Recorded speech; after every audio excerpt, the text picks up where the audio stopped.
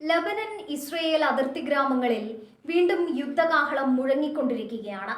തെക്കൻ ലബനനിലെ ദേർ സെരിയാൻ മേഖലയിൽ Hezbollah പോരാളികളും Israel പ്രതിരോധ സേനയും തമ്മിൽ നടന്ന നേരിട്ടുള്ള ഏറ്റുമുട്ടലുകൾ മേഖലയെ ആകെ പ്രക്ഷുബ്ധമാക്കിയിരിക്കുന്നു.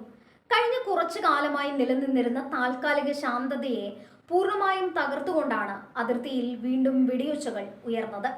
ഹിസ്ബുള്ളയുടെ ശക്തമായ സാന്നിധ്യമുള്ള പ്രദേശങ്ങളിലേക്ക് ഇസ്രയേൽ സൈന്യം മുന്നേറ്റം നടത്താൻ ശ്രമിച്ചതാണ് നിലവിലെ പ്രകോപനത്തിന് പ്രധാന കാരണം. അതിർത്തി കടന്നുള്ള IDFന്റെ നീക്കങ്ങളെ ഹിസ്ബുള്ള പോരാളികൾ അതിശക്തമായ രീതിയിൽ പ്രതിരോധിച്ചു. ഇരുവിഭാഗങ്ങളും തമ്മിൽ വളരെ അടുത്ത ദൂരത്ത് നിന്ന് ഏറ്റുമുട്ടിയെന്നാണ് റിപ്പോർട്ടുകൾ സൂചിപ്പിക്കുന്നത്. ആധുനിക ആയുധങ്ങളും തന്ത്രപരമായ നീക്കങ്ങളും കൊണ്ട് ഇരുപക്ഷവും പരസ്പരം കടന്നാക്രമിച്ചു. ദേർ സെരിയാൻ ഗ്രാമത്തിന് സമീപം നടന്ന പോരാട്ടത്തിൽ തങ്ങളുടെ പോരാളികൾ ഇസ്രയേൽ സൈന്യത്തിന് നേരെ കനത്ത പ്രഹരമേൽപ്പിച്ചതായി ഹിസ്ബുള്ള ഔദ്യോഗികമായി സ്ഥിരീകരിച്ചു. ഇസ്രയേൽ സൈനിക വാഹനങ്ങൾ ലക്ഷ്യമിട്ട് റോക്കറ്റുകളും മോർട്ടാർ ഷെല്ലുകളും ഉപയോഗിച്ചുള്ള ആക്രമണമാണ് നടന്നത്.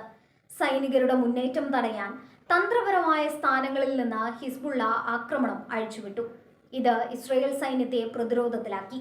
ഇസ്രയേൽ സൈന്യം ഈ ഏറ്റുമുട്ടലുകളെക്കുറിച്ച് വളരെ ഗൗരവകരമായ പ്രതികരണമാണ് നടത്തിയത്. തങ്ങളുടെ സൈനികർക്ക് പോരാട്ടത്തിനിടയിൽ പരിക്കേറ്റതായി IDF സമ്മതിച്ചു. പരിക്കേറ്റവരെ ഹെലികോപ്റ്ററുകൾ ഉപയോഗിച്ച് അതിവേഗം ആശുപത്രികളിലേക്ക് മാറ്റുന്ന ദൃശ്യങ്ങൾ പുറത്തു വന്നിട്ടുണ്ട്.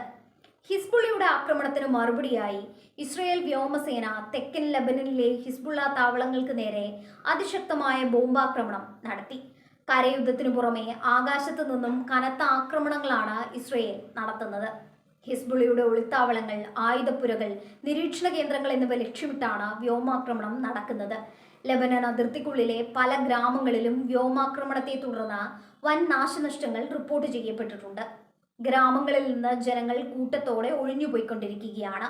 ഈ സംഘർഷത്തിനിടയിൽ ലബനൻ ഔദ്യോഗിക സൈന്യത്തിനും പരിക്കേറ്റുവെന്നത് സാഹചര്യം കൂടുതൽ സങ്കീർണമാക്കുന്നു.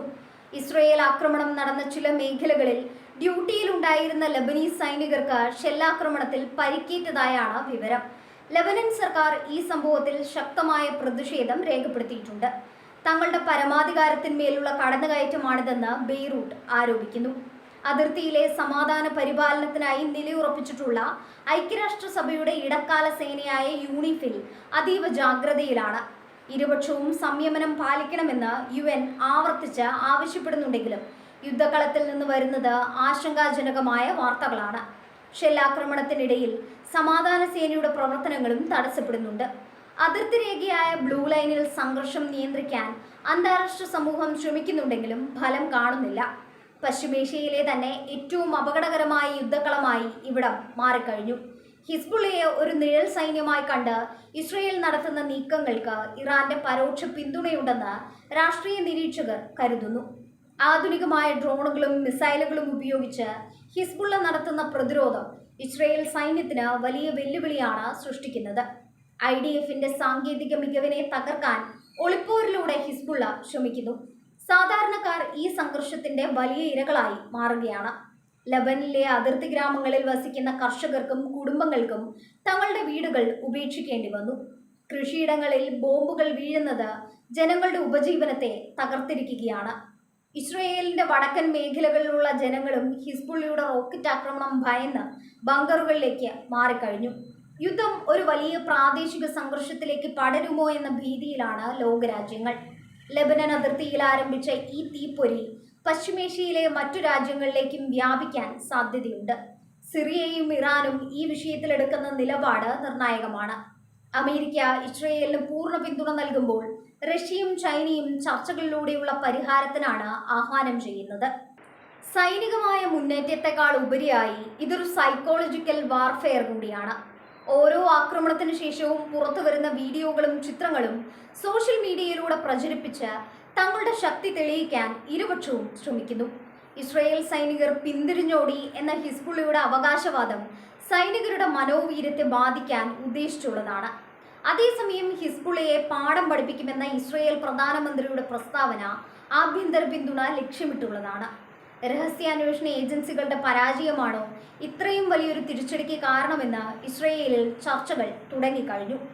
ഹിസ്ബുള്ളയുടെ ഒളിപ്പോര് തന്ത്രങ്ങൾ മുൻകൂട്ടി പ്രവചിക്കുന്നതിൽ IDF പരാജയപ്പെട്ടുവെന്ന് പ്രതിരോധ വിദഗ്ധർ ചൂണ്ടിക്കാട്ടുന്നു. കിലോമീറ്ററുകളോളം നീളുന്ന തുരങ്ക ശൃംഖലകൾ ഹിസ്ബുള്ളയ്ക്ക് പോരാട്ടത്തിൽ വലിയ മുൻതൂക്കം നൽകുന്നുണ്ട്. ഇവ കണ്ടെത്തുക എന്നത് ഇസ്രയേലിനെ സംബന്ധിച്ചിടത്തോളം പ്രയാസകരമായ ജോലിയാണ്. അന്താരാഷ്ട്ര വിപണിയിൽ എണ്ണവില വർദ്ധിക്കുന്നതിനും പശ്ചിമേഷ്യയിലെ അസ്ഥിരത കാരണമാകുന്നുണ്ട്.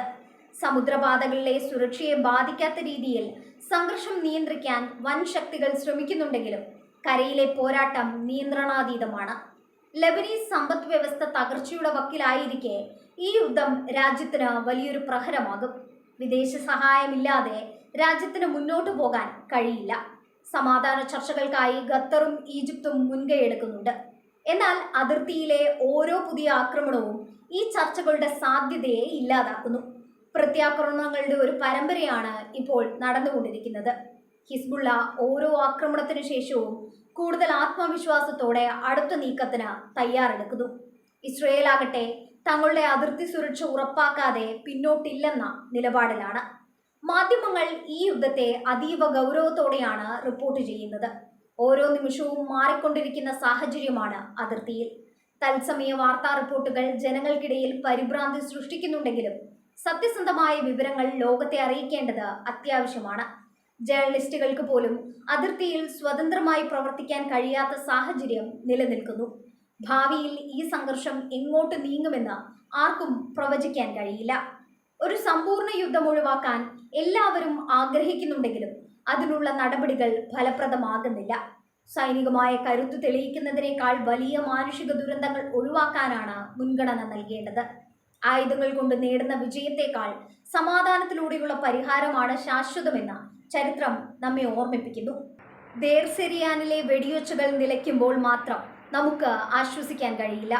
ഓരോ പിന്മാറ്റവും കൂടുതൽ വലിയൊരു തിരിച്ചുവരവിനുള്ള തയ്യാറെടുപ്പായിരിക്കാം. ലബനനും ഇസ്രയേലും തമ്മിലുള്ള ഈ ശത്രുത ദശാബ്ദങ്ങൾ പഴക്കമുള്ളതാണ്. ഇതിനൊരു രാഷ്ട്രീയ പരിഹാരം കാണാതെ അതിർത്തിയിൽ ശാന്തി പുലരുക എന്നത് അസാധ്യമാണ്. ലോകം മുഴുവൻ ഇപ്പോൾ പശ്ചിമേഷ്യയിലെ ഈ ചെറിയ ഗ്രാമത്തിലേക്കും അവിടുത്തെ രക്തരൂഷിതമായ പോരാട്ടത്തിലേക്കും കണ്ണുനട്ടിരിക്കുകയാണ്.